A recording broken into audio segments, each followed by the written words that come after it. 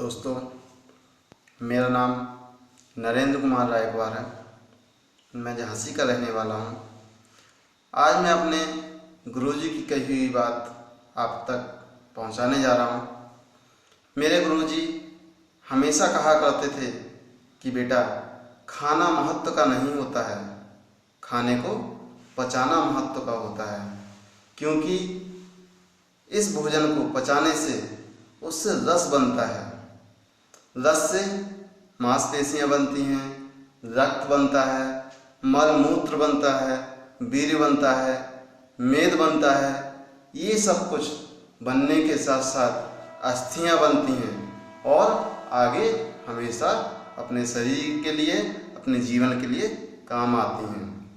तो गुरुजी ने एक ही बात कही थी, एक छोटे से मंत्र के साथ। वो उन्होंने कहा था, भोजनन्ते विषम बारी, भोजनन्ते विषम बारी, यानी कि भोजन करने के अंत में पानी को पीना विष के बराबर माना गया है।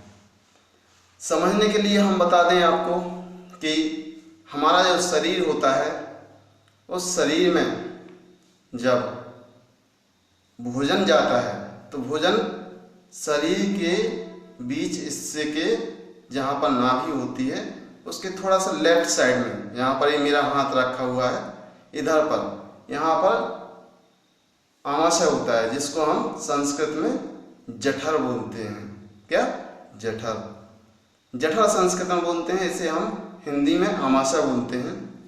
आमाशय में जब भोजन जाता है तो कहते हैं कि यहाँ पर अग्नि प्रदीप्त होती है। जैसे ही भोजन जठर में पहुँचता है तो वहाँ पर अग्नि प्रतीत होती है, जो अग्नि भोजन को पचाने में हमारा काम करती है। जैसे ही हम भोजन करते हैं तो जो रोटी का पहला टुकड़ा होता है, वह पहला टुकड़ा हमारे लार में बदलने लगता है, और जैसे ही वो लार बनती है, भोजन में एक अग्नि प्रतीत हो जाती है, जो कि भोजन को पचाने के लिए काम आती है। और जब हम पूरा भोजन कर लेते हैं और पूरा भोजन करने के बाद पानी पी लिया तो क्या होगा? अग्नि शांत हो जाएगी। और कई लोग तो क्या करते हैं, एक गिलास, दो गिलास, कई लोग तो एक लोटा भर पानी गड़गड़ा जाते हैं। इससे हमारे जो आमाशय होता है, वहाँ पर जो अग्नि है वो शांत हो जाती है। और अग्नि का पानी से तो कोई मेल नहीं होता है, उसकी पानी से दुश्मनी होती है। तो पेट में पानी जाने से अग्नि शांत हो जाती है। जब भोजन पचेगा नहीं तो भोजन सड़ेगा, और भोजन सड़ेगा तो गैस बनेगी, और गैस बनेगी तो जो वायु बनती है, गैस यानी वायु, वायु बनती है, तो ये वायु आपकी नींद को हराम कर सकती है। ये वायु की तीव्रता बढ़ने से गले में जलन होगी, छाती में जलन होगी, पेट में जलन होगी, और ये वायु पूरे शरीर में चक्कर लगाएगी। इसके चक्कर लगाने से क्या होगा कि शरीर का जो भारीपन है वो बढ़ेगा, इसके साथ साथ सिर का दर्द बढ़ जाएगा। जब ये चक्कर पूरे शरीर में आने लगते हैं तो एक टाइम क्या होता है कि हमारे सिर में दर्द होने लगता है, और सिर में दर्द होने के साथ साथ कमर में दर्द होने लगता है, पीठ में दर्द होने लगता है, और एक टाइम हमारे हृदय में भयंकर दर्द उठता है और हमें हार्ट अटैक जैसे लगता है। लेकिन ये हार्ट अटैक नहीं होता है दोस्तों, ये हार्ट अटैक लगता है, परंतु ये वायु का दर्द होता है। दोस्तों, मैं आपको बता दूं कि ये सड़न से जो वायु बनती है, उससे लगभग 103 रोग पैदा होते हैं, और इनमें से सबसे पहला रोग कौन सा होता है? एसिडिटी। इसके बाद अल्सर, बवासीर, और भी कई सारे रोग हैं जैसे भगंदर, और अंत में सबसे बड़ा रोग कौन सा होता है? कैंसर यानी कर्क रोग। भोजन के सड़ने से हमारे शरीर में इतने सारे रोग बनते हैं, और कोलेस्ट्रॉल भी बढ़ता है। इसके द्वारा जो है कोलेस्ट्रॉल बढ़ेगा, और कोलेस्ट्रॉल बढ़ने से क्या होता है, हार्ट अटैक आता है। और ये छोटी छोटी सी बातें, यानी कि एक छोटी सी गलती करने से हम एक बड़ी बीमारी के शिकार हो जाते हैं। तो क्यों ना हम ऐसी गलती आगे से ना करें। अच्छा, तो आपको बता दें दोस्तों कि हमें अपने जीवन में, यानी कि एक दिन में कितना पानी पी लेना चाहिए। हमारे गुरुजी ने एक फॉर्मूला बताया है हमें कि एक मनुष्य को एक दिन में कितना पानी पीना चाहिए, वो मैं आपको भी बताता हूँ। आपका वजन कितना है, कितना, 60 साल। किसी का वजन यदि 60 किलो का वजन है, तो उस 60 किलो वजन में 10 का भाग देना है। कितना आया, 6। उसमें से 2 को घटाना है। कितना आया, 4। तो आपको एक दिन में 4 लीटर पानी पीना है।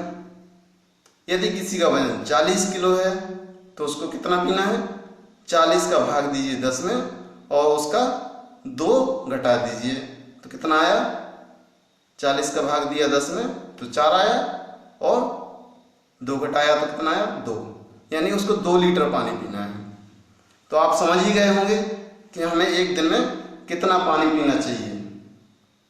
दोस्तों, पानी पीने के लिए हमें सुबह जगने से ही स्टार्ट कर देना चाहिए, क्योंकि सुबह सुबह जब हम जागते हैं तो उस टाइम पर हमारे शरीर पर, यानी कि हमारे मुंह के अंदर एक लार सी रहती है, यानी लार बनी रहती है, और वो लार इकट्ठी होती रहती है। यानी हमारे शरीर की जो ग्रंथियां होती हैं, वो ग्रंथियां कम काम करती हैं, लेकिन लार ग्रंथि हमेशा काम करती रहती है, और ये लार इकट्ठी होती रहती है। ये लार कितनी फायदेमंद होती है वो मैं आपको बता दूं। क्या होता है कि जब हम सुबह उठते हैं तो हमारे मुंह के चारों तरफ लार इकट्ठी हो जाती है, और इस लार को हमें बेकार नहीं जाने देना है। सुबह उठते ही हमें 2 से 3 गिलास पानी पीना है, जिससे कि ये लार हमारे पेट के अंदर चली जाए। इस लार से बहुत सारे रोग दूर होते हैं। सबसे पहले तो आपको बता दूं, आपका शरीर स्वस्थ रहेगा, आपको कोई बीमारी नहीं होगी, और लार अंदर जाने से शरीर के जितने ही विकार हैं वो सब दूर हो जाते हैं। इस लार को अंदर जाने का, यानी सुबह सुबह पानी पीने के इस तरीके को हम कहते हैं ऊषा पान। कौन सा, ऊषा पान। इसको अगर हम देखा जाए कि जानवर को जब कोई चोट लग जाती है या कोई घाव हो जाता है तो वो अपने ही लार से, यानी अपने आप को चाट कर वो अपनी लार से अपने घाव को दूर कर देते हैं। तो कितना फायदेमंद है। यदि आपके शरीर पर कहीं पर दाग धब्बा है कहीं, तो आप अपने लार को लगाएंगे तो उसको कंटिन्यू लगाने से वो दाग धब्बे भी दूर हो जाएंगे। यदि आपको कहीं जले हुए का निशान है, हाथ में है या कहीं भी है, तो आप जले हुई जगह पर भी लार लगाइए, उससे भी आपके शरीर पर जो दाग धब्बे हैं वो भी दूर हो जाएंगे। दोस्तों, हमने एक चीज और देखी है, जिन बच्चों को आंखों पर चश्मा लगा होता है उन बच्चों के लिए है, यदि वो सुबह सुबह उठ करके अपनी लार आंखों पर काजल के रूप में और इस तरीके से लगाएं तो उनका चश्मा बहुत ही जल्द हट जाएगा, यानी कि उनकी नज़र एकदम साफ हो जाएगी। यहाँ तक कि फोड़े फुंसी हो जाए आपको, तब भी आप इस लार को फोड़े फुंसी पर लगा सकते हैं। इससे बहुत ही जल्दी फायदा होता है।